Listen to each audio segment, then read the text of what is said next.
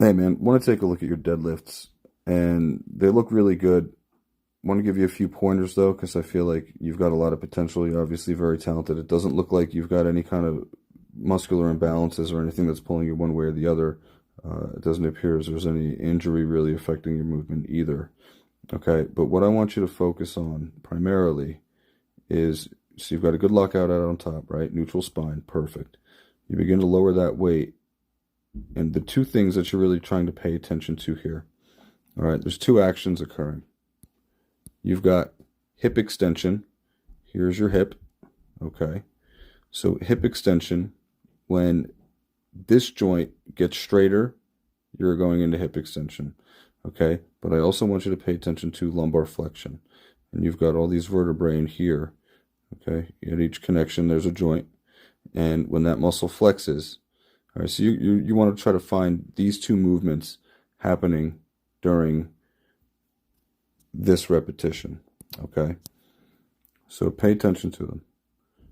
I'll tell you what I see. Okay. I see much more lumbar extension happening here, back is straightening, than hip extension occurring during this part right here.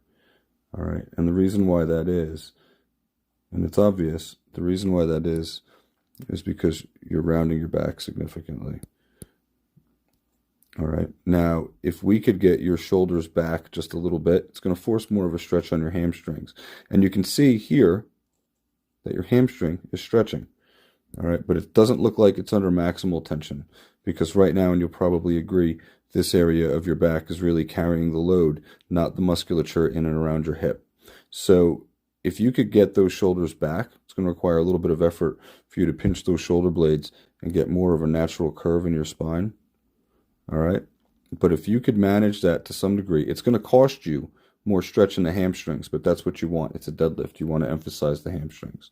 So work on keeping those shoulders pulled back. You'll find the depth will be a little bit harder to maintain because you've got a wicked stretch on the hamstrings, but that's really the primary focus I want you to really direct your attention to.